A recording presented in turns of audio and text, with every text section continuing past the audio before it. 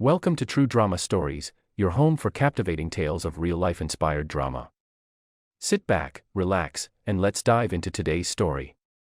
My parents used a fake terminal illness to trick me out of my savings. I thought I was saving my mom's life when my parents called with devastating news. She had cancer, and the treatments were her only chance. Desperate to help, I gave them $15,000, nearly draining my savings. But on Thanksgiving, I discovered the heartbreaking truth: my mom wasn't sick, and the money was spent on my sister's new car. I'm a 32-year-old woman, and my relationship with my parents has always been, let's say, complicated. From the moment my younger sister, Emily, 29, was born, it was clear who the favorite child was. Emily was their golden girl, the bubbly, charming one who could do no wrong. Me? I was the problem. Not because I got into trouble, but because I had opinions. My parents always expected obedience, especially from me. They wanted me to stay close, get a respectable office job, and eventually help take care of them. But that wasn't me. I wanted to teach. It wasn't glamorous or high-paying, but I loved the idea of shaping young minds. To my parents, this was a disappointment. They saw it as settling. "You're wasting your potential," they'd say, as if living a stable, fulfilling life was some sort of failure. Emily, on the other hand, was the dream child. She decided she wanted to be a social media influencer, traveling, posting photos, and living a lifestyle funded by my parents' deep pockets.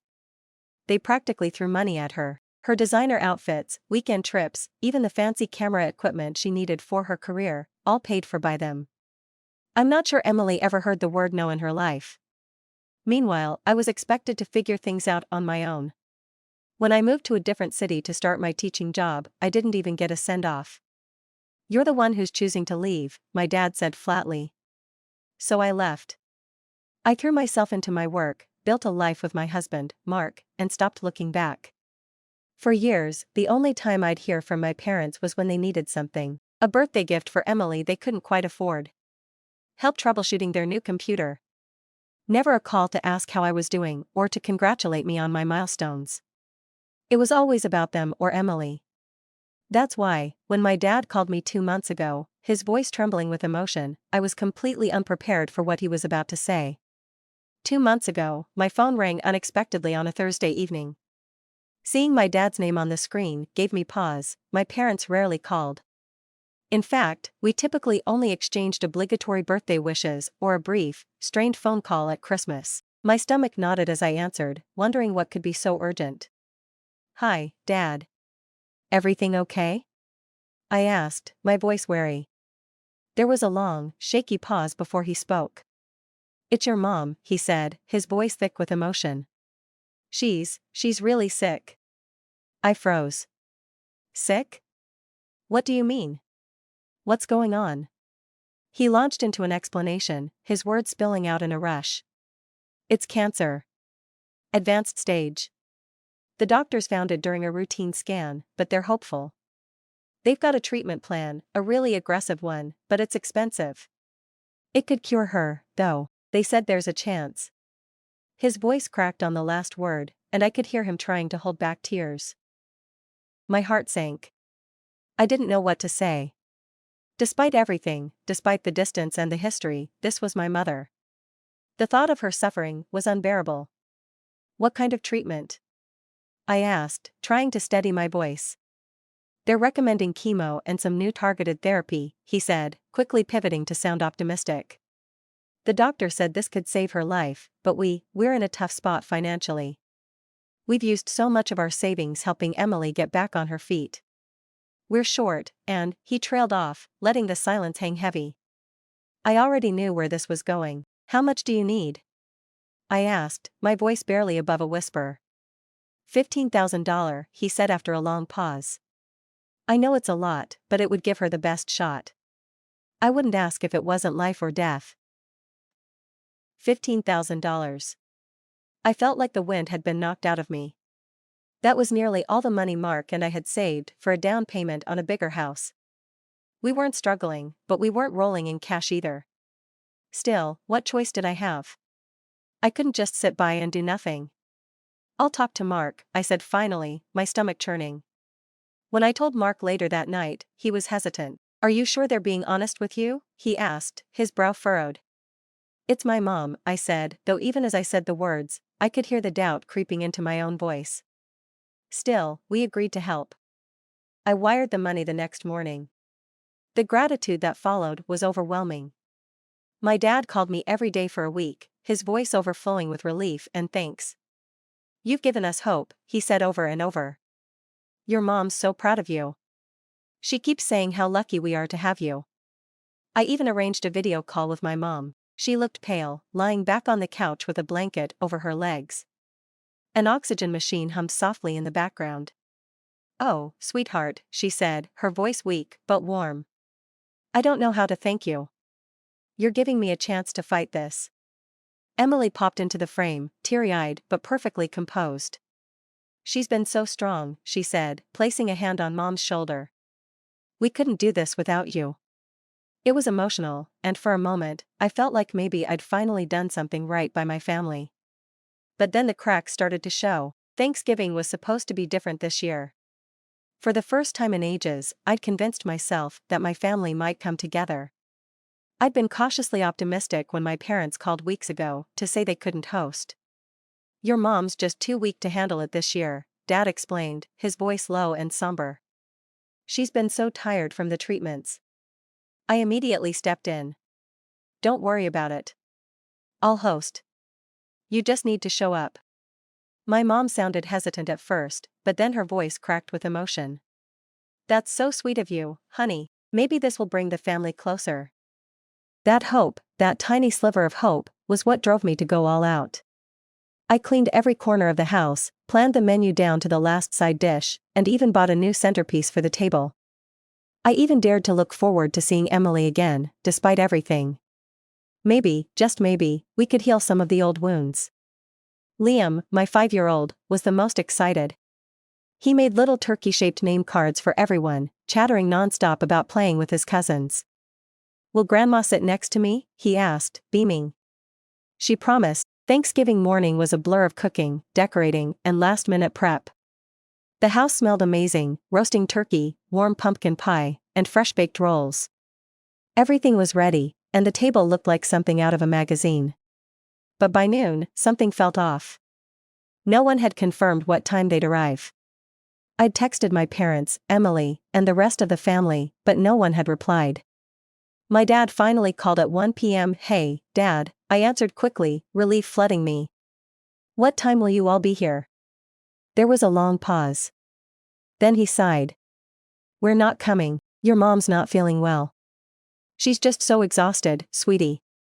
I hope you understand." I froze. "Wait, what? You're not coming?" "But..." "I'm sorry," he interrupted, his voice heavy with fake regret. "You'll just have to enjoy it without us." "Oh, and Emily isn't coming either. She's feeling overwhelmed lately. You know how hard things have been for her." My hand started to shake. "What about everyone else? Aunt Carla? Cousin Lily?" "They're not coming either," Dad said quickly, almost dismissively. "I told them you were too busy to host this year, so we're doing a smaller dinner at our place. I didn't want to bother you." The words hit me like a slap. "You, what?" "I'll let you go," he said, clearly eager to end the call. "Your mom needs me. Thanks again for everything, sweetie." The line went dead before I could even respond. I stared at my phone, my stomach twisting in knots. Liam walked into the kitchen, holding one of his turkey cards. "Mommy, when's everyone coming? Can I show Grandma my name cards now?" I forced a smile, blinking back tears. "Soon, honey," but the hours ticked by, and no one showed up. Liam started to cry, his tiny voice trembling. "Why don't they want to come, Mommy? Was I bad?" Mark tried to comfort him, but I could see the anger simmering beneath his calm exterior. "They could have at least told us sooner," he muttered as he cleared the empty plates. Feeling desperate, I called my cousin Lily. She picked up almost immediately, her voice warm and cheerful. "Hey! Happy Thanksgiving!" "Lily," I said quickly, trying to keep my voice steady. "Why aren't you coming? I thought we were all getting together." There was a pause. Oh. I thought you knew. Your mom said you were too busy to host this year. She invited us all to her place. I thought it was weird since you were always so good at hosting, but she made it sound like you insisted. I gripped the edge of the counter to steady myself. She invited everyone? Well, yeah, Lily said casually. It's actually really nice here. Your mom really outdid herself this year. Oh, and I think it's so sweet how you helped Emily. I mean, she really needed that car for work. Your mom said you gave her the money so quickly, it was so generous of you. I couldn't speak. My throat tightened as everything fell into place. Oh, I have to go, they're about to serve dessert, Lily added. Happy Thanksgiving. I hung up without saying goodbye, my heart pounding. The money. The $15,000 I thought was for my mom's treatment. It had gone to Emily. The food I'd spent days preparing sat untouched. My son was crying in the living room. My husband was furious. And I was standing in the kitchen, shaking with anger and betrayal, realizing my parents had lied about everything. I couldn't stay in that house for another second, staring at the empty plates and hearing Liam sniffle from the living room. Mark tried to calm me down, but I was shaking with rage. They lied to me, I said, pacing the kitchen. They took our money, Liam's money, and gave it to Emily. And now they're sitting there with the whole family, pretending everything's fine, while we're here with this. I gestured to the untouched feast. Mark sighed. You're right. But what are you going to do about it? Confront them, I said, grabbing my keys. I'm done playing their games. They're 2 hours away. Mark protested, but I was already out the door. The drive felt like an eternity. My mind raced, replaying every lie, every tearful call, every promise they'd made. The fake oxygen machine. The $15,000. The cancelled Thanksgiving. By the time I pulled up to their house, my anger had reached a boiling point. The driveway was packed. Every car I recognized from family gatherings was there, including a shiny, new SUV. Emily's SUV. I slammed the car door and marched to the front door. The muffled sounds of laughter and clinking glasses came from inside. Without knocking, I opened the door and stepped in. The room went silent. My parents, Emily, and the rest of the family were gathered around the dining table, a picture-perfect Thanksgiving scene. My mom froze, a glass of wine in her hand. She looked healthy. Radiant, even. No oxygen machine, no signs of illness. Surprise, I said, my voice cold. Happy Thanksgiving, everyone. Sweetheart, what are you doing here? My mom stammered, her face going pale. I could ask you the same thing, I snapped, my gaze darting around the room. Isn't this supposed to be too much for you, Mom? You were too weak to host Thanksgiving, remember? The silence was deafening. My dad stood up, his hands raised as if to calm me down. Let's not make a scene, okay? We can talk about this later. Oh, we're talking about it now, I said, my voice shaking with fury. You lied to me. You told me Mom was dying. You said the treatments were her only chance. And the $15,000 I gave you? That wasn't for her, was it? I pointed to Emily, who shrank back in her chair. It was for her. For her new car. Emily's mouth opened, but no words came out. My mom finally found her voice. It wasn't like that, she said, her tone defensive. Emily needed the car for work. She was falling behind, and we didn't know what else to do. You didn't know what else to do? I repeated, incredulous. So you made up a terminal illness? You let me believe my mother was dying, let me throw away my family's savings, and then canceled on me for Thanksgiving? And now you're sitting here, drinking wine and laughing, like it's nothing? My Aunt Carla spoke up, her voice hesitant. Wait, you gave them money because you thought your mom was sick? Yes, I said, turning to her. Because that's what they told me, they said it was life or death. The room erupted into murmurs. My mom stood, her face red with embarrassment. It was for the family, she said, her voice trembling. We're your family. We needed help. And Emily.